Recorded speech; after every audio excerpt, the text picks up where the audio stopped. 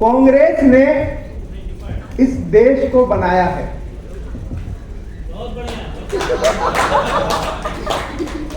कांग्रेस ने इस देश को बनाया है, भाजपा अब बना रही है। बहुत इसको कहते हैं निष्पक्ष। आप ये होते हैं ससुर जी के साथ बैठ के भी ऐसी बातें कर सकते हैं। संस्कृति, सभ्यता, संस्कार के नए खोली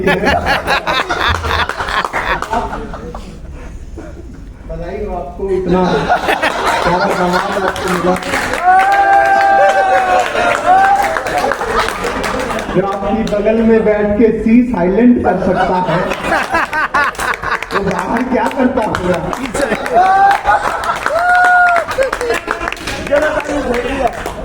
तो पंच देखिए विधायक जी के लिए कि एक नेता ने घुटने का इलाज कराया, एक नेता ने घुटने का इलाज कराया, डॉक्टर बोला अब इसका दिमाग चलने लगेगा। क्या बात है। आपको पकड़ने पड़ेंगे। पॉलिटिकल पंच लिखता हूं, राहुल गांधी जी ने पिछले दिनों दिल्ली में पौधा लगाया। मैंने कहा ये उन्होंने बहुत अच्छा किया, क्योंकि जिंदगी में अगर आप कुछ उखाड़ नहीं पा रहे हैं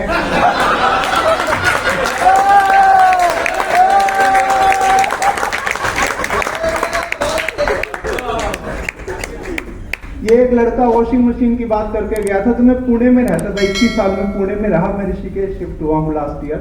तो पुणे में सच्ची घटना की रुचि थी। पिछले दिनों काले कौवों के बीच एक सफेद कौवा देखा गया था, जिसकी बहुत बड़ी खबर बनी थी कि सफेद कौवा कैसे, कभी किसी ने पेंट तो नहीं कर दिया। तो अमित बोला भैया आपके यहाँ पूना में सफेद कौवा देखा गया काले कौवों के बीच। मैंने कहा नहीं, वो पहले काला ही था, अभी उसने बीजेपी ज्वाइन करी है।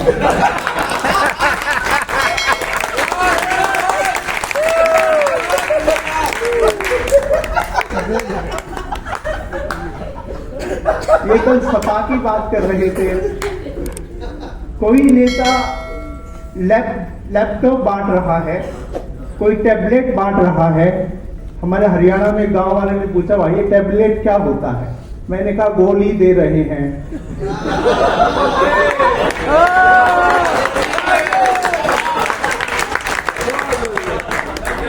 राहुल जी महंगाई से दुखी थे। ये भी एक सच्ची खबर थी। पिछले दिनों 14 साल बाद माचिस की कीमत 1 रुपए से 2 रुपए हुई। इस पर राहुल जी ने कहा कि महंगाई बहुत हो गई। मैंने उनसे पूछ लिया, मैंने कहा क्यों, अब और क्या फूंकना था। ऐसे घटनाएं हो गई है। आप लोगों ने बड़े अच्छे राम पर कविताएं सुनाई, बहुत जबरदस्त। पिछले दिनों ये भी सच्ची घटना थी कि आम आदमी पार्टी का एक पार्षद यहाँ एक गंदे नाले में कूद गया। आम आदमी पार्टी का एक नेता गंदे नाले में कूद गया, तो मैं वहीं खड़ा था। मैंने कहा बाहर आ जा, ये नाला इससे ज्यादा गंदा नहीं होगा। तो आप लोग राम पर कविताएं सुनाई, मैं रावण पर सुनाना चाहता हूँ एक व्यंग, अगर अमित दादा इजाजत देंगे तो मैं पढ़ दूंगा।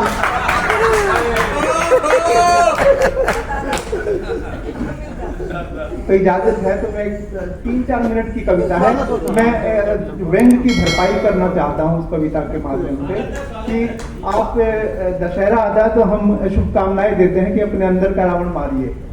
ये सब आपने पढ़ा होगा, सुना होगा। तो मैं बॉम्बे में रहता था उन दिनों, तो मुंबई के एक नेता ने अपने अंदर का रावण मार लिया। तो फिर क्या हुआ, तो देखिए कविता, एक बार ताली बजा दीजिए मिले, क्योंकि मैं 4:30 से कभी को सुन के आया हूँ कि जब से नेताजी के अंदर का रावण मरा है, जब से नेताजी के अंदर का रावण मरा है, तब से वो देसी शराब के ठेके पे खड़ा है। जब से नेताजी के अंदर का रावण मरा है, तब से वो देसी शराब के ठेके पे खड़ा है। बोला अच्छा है ये ससुरा रावण मर गया, इसके सारे फर्ज निभाने पड़ते थे, एक टाइम पे 10 पैग लगाने पड़ते थे। इसके सारे फर्ज निभाने पड़ते थे, एक टाइम पे 10 पैग लगाने पड़ते थे। नेताजी के अंदर का रावण क्या मरा, वो चौपाटी पर बैठी शबरी के झूठे बेर घुट गया, वहां बैठे वानर के चरणों में लौट गया। वानर ने भी सोचा कहाँ भागूं, नेताजी से बोला चाचा जी पाए लागू। वानर ने भी सोचा कहाँ भागूं, नेताजी से बोला चाचा जी पाए लागू। नेताजी बोले बंदरेश, नेताजी बोले बंदरेश, हमारे गुरवीर राणा जी आए हैं, उनका भी स्वागत करते हैं। आइए राणा। नेताजी बोले बंदरेश तुझे विधानसभा जाना है, बंदरेश तुझे विधानसभा जाना है, अपने अस्तित्व से तू बड़ा हो जा, रे बांदर तू बांदरा से खड़ा हो जा, रे बांदर तू बांदरा से खड़ा हो जा। और शबरी तू श्राप से मुक्त होकर क्या करेगी, बोल नाला सोपारा से नामांकन भरेगी। श्राप से मुक्त होकर क्या करेगी, बोल नाला सोपारा से नामांकन भरेगी। विधायक बनने का हो गया जो हेर फेर, विधायक बनने का जो हो गया जो हेर फेर, नहीं खाने पड़ेंगे तुझे फिर ये बेर बेर। एक कोने में सर्दी का सताया जटायु सब सुन रहा था, मंत्री बनके पुष्पक विमान खरीदने के सपने बुन रहा था, मंत्री बनके पुष्पक विमान खरीदने के सपने बुन रहा था। बोला युगों से मैं सोया था, आज जाग के आया, सुना है तेरे अंदर का रावण मरा तो मैं भाग के आया। नेताजी बोले हे पुत्र, हे नेताजी बोले हे जटाधारी जटायु, हो जा पुत्र तू शतायु। नेताजी बोले हे जटाधारी जटायु, हो जा पुत्र तू शतायु। इस मंकी को देख, ये ग्रास रूट से आया है, इस मंकी को देख, ये ग्रास रूट से आया है, तुझे टिकट कैसे दिलवा दूं, तू पैराशूट से आया है, तुझे टिकट कैसे दिलवा दूं, तू पैराशूट से आया है। तभी दो गदाधारी पहलवान सुग्रीव और बाली आते दिखे, बोले अब नहीं कोई जंगल में मंगल होगा, अब नहीं कोई जंगल में मंगल होगा, हमें टिकट दिलवाओ नहीं तो यहीं पे दंगल होगा। नेताजी बोले तुम तो चिर शत्रु थे, एक दूसरे से हमेशा खींच होती है, दोनों संवेद स्वर में बोले गठबंधन भी तो कोई चीज होती है, दोनों गठबंधन भी तो कोई चीज होती है।